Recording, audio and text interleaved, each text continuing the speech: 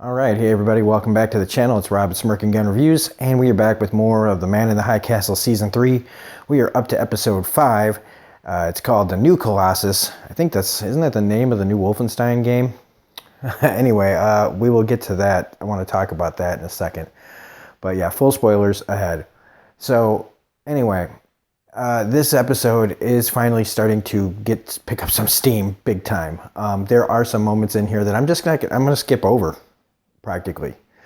But speaking of the Wolfenstein comparison here, the new Colossus, in fact, I think, yeah, Wolfenstein, the new Colossus, that's what it's called. I wish they would make a movie based on that game, because then at least we would get to see a guy kicking ass and taking names on I don't know what kind of channel, like if HBO or something made a show like about Wolfenstein, or at least if the Nazis are taking over, we got a guy that's just mowing them down.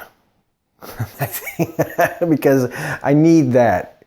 I need that to happen on this show. I need that version, because at least then, even though it's dark and stuff like that, we would at least get satisfaction. And this episode gives us a little bit of satisfaction, but really still mostly in-house drama for the Nazi party. And not to say that it's not interesting. It's pretty interesting, and it's got one of the best endings of any of the episodes, because it had some balls to it. But let's just really quickly, there's two other storylines that are in this. There's the Ed and Bob situation.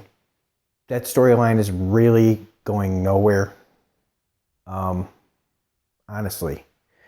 They've been out in the neutral zone because they escaped the reprisals in San Francisco, and now they're just wandering around. There is no story here. Just a couple of guys that fight and bicker, and and that's it. And they're talking about how I don't want to be your partner, you don't want to be my partner. We're friends, we're not friends. It really isn't going anywhere, and we're in episode 5. I'm sure there's going to be something, but if you're 5 episodes deep and your story has gone pretty much nowhere, it's just, why even have those characters in here? And I know, like, TV shows shouldn't be slow burns. You can do that with a movie that has that's like 2 hours long, but then pays off. If you're talking about like a 13-hour TV show, and your story's going nowhere after episode 5, and you expect everybody to care about that storyline and only pay it off like an episode, like, I don't know, 10, 11, 12, 13, you maybe should have just gotten rid of it altogether. And right now, the same can kind of be said about Frank's storyline. Because I said it's interesting that Frank's back, even though it's still the same old boring-ass Frank. Although they voted to almost kick him out. Oh, no. But then they don't. And so that's honestly, I now that he's back, and I go, oh yeah, I guess I'm glad he's still alive. I kind of just wish he had stayed dead.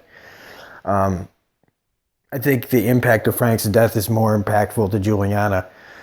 But I guess Frank being alive will have some importance later on in the season, seeing as how what happens later in this episode.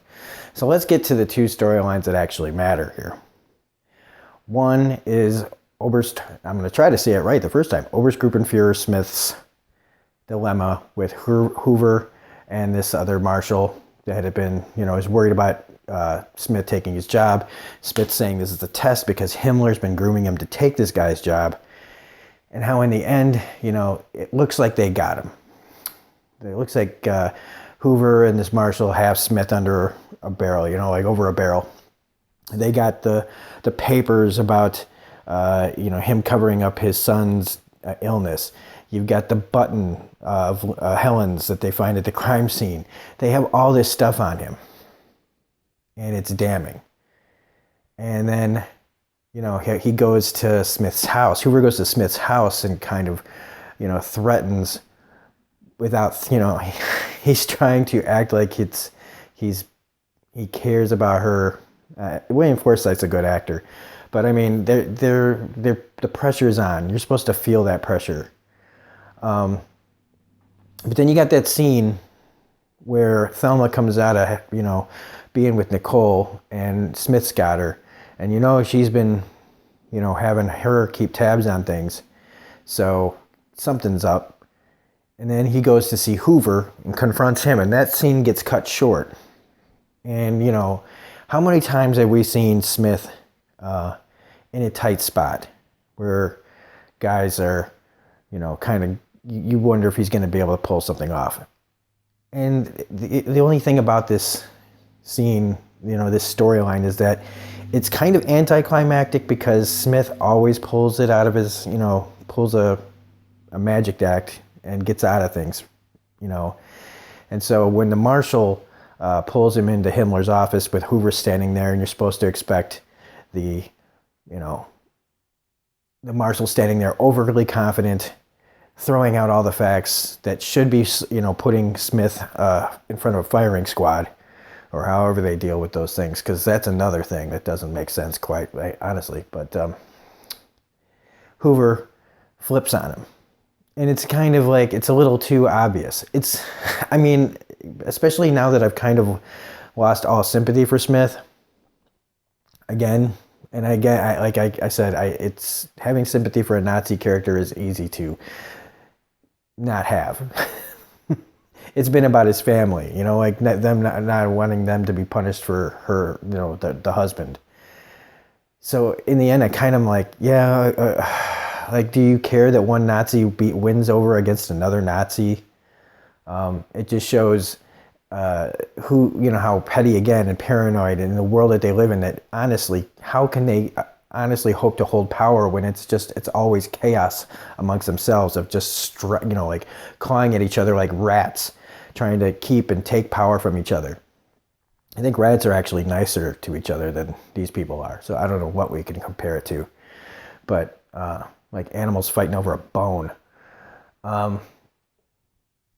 So we find out that Smith has stuff on Hoover, and we all know what that type of shit is. Dressing up in women's clothes, being gay, for one thing. So, Hoover, we see that switcheroo, that Hoover like betrays the marshal, but in the end, you saw that coming. The surprise in this, that does change the dynamic, is that Himmler knew all about this, and that Himmler was the one who told Joe to kill Smith's buddy. Himmler was the one behind cleaning up everything for Smith so that he could take this guy's job. So it really didn't matter what the marshal was going to do. Himmler was going to have that guy, killed probably, or well, not killed, because again, we'll get to that. Himmler was just disappointed in Smith that he didn't cover up his secrets good enough. And so it's just kind of like, well, what was the point of all that? And then you see the guy that they take away, the marshal gets taken away for treason. And the next thing you know, he's in Cuba? Okay, when was the last? Okay, I don't understand that. One of the guys that was taken for treason, he was put in jail. This guy, they let go to Cuba to like be with his sugar plantation. Now, yes, in the end, they have this like long scene of him dancing with a naked dancer, a couple of dancers, and then the guy comes and kills him, stabs him in the back. Smith says hello, kind of like, the Lannisters say hello. Very Robb Stark-esque. But why let him go all the way to Cuba? Like, if the plan was to kill this guy, if treason, a really high-ranking Nazi is, accused of treason, not even accused, he did it in front of the Fuhrer, the acting Fuhrer, or whatever you want to call him. If he's even the real Fuhrer, I don't know. And this guy's allowed to get away? When would that happen in this Reich? They'd put that dude down. Instead, they do like a politics thing, something like Americans would do, where he's allowed to step down, and like Napoleon, he says, exiled.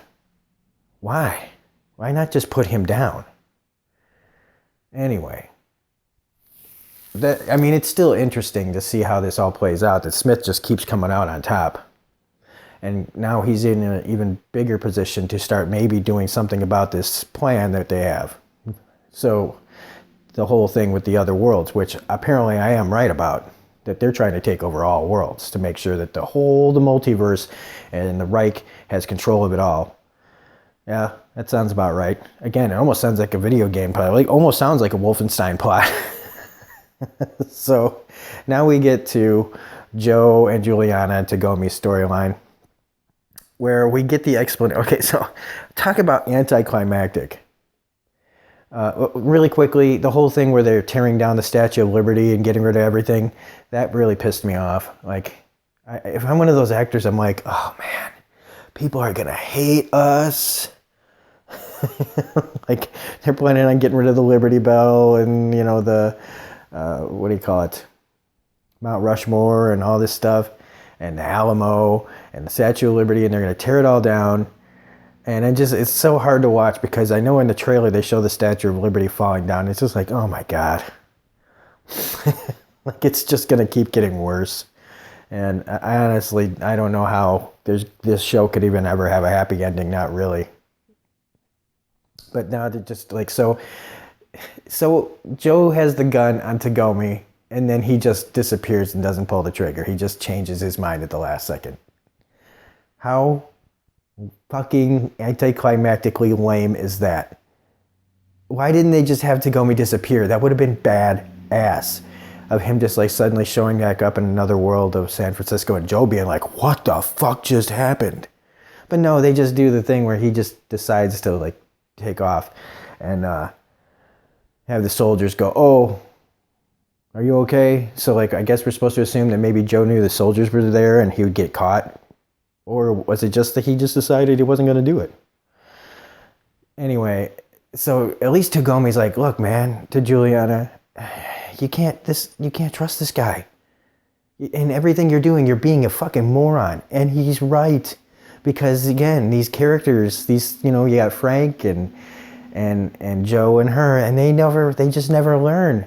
They never learn. They just keep following the same path. Tagomi has told her in the past that what you're doing is ensuring what happens. That by trying, you are ensuring what's going to happen is going to happen. And he is not wrong. If you continue to do the same things over and over again with the same results, that's called insanity.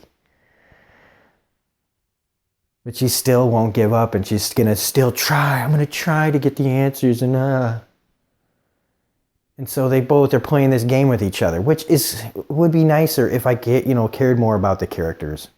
Because I like Alexa Davalos a lot. And there are moments in this show where she shines and does some really crazy stuff, like what happens at the end. And that's what we're going to talk about right now before we finish this review, is that end scene where they're in bed, he's going to take a shower, she goes to spy, she finds out that he knows everything. She knows that he's been killing people. She knows that he was going to kill Tagomi. She knows that he knows about Lackawanna and the Poconos, and that tunnel has got the place where to go to the different worlds. She knows all of it. And then she goes for the gun, and that's when we get that kind of cliche moment, looking for this.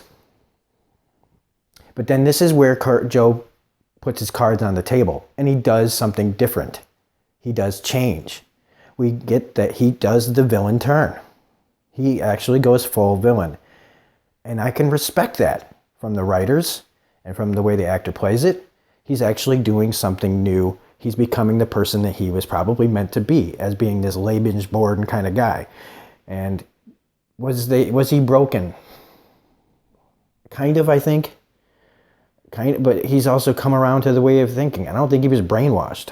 I think he just sees that in his mind it becomes, like he said, resistance is futile, man. We can change this world.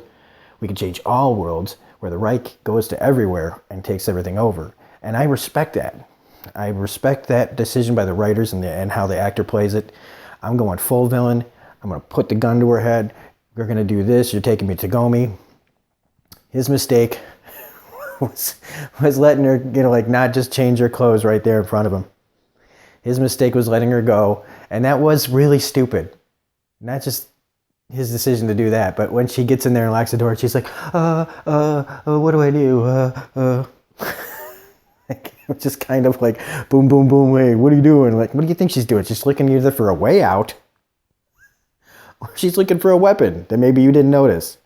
So when he breaks down the door, I was like, she's standing there with his back to him. He's fucking dead. I knew it before she did it. I didn't know what she was going to use. But I mean, I kind of thought maybe he'd shoot her too. But I mean, she just turns and cuts his throat. And that's her turn. As she realizes that this is what her thing with him, it's him or her. And so she cuts his throat and kills him. And it was pretty brilliantly done, and how he's just like, holy fuck. And I thought for a second that he might try to do one of these and shoots her, and they both go down, and then what the fuck. But I guess he dropped the gun when she cut his throat. And that's ballsy, man. That's ballsy. We're in episode 5, and she kills one of the main characters. Now, I know that doesn't mean that there aren't other versions of him, but the one that we've been following for now 2.5 seasons is dead.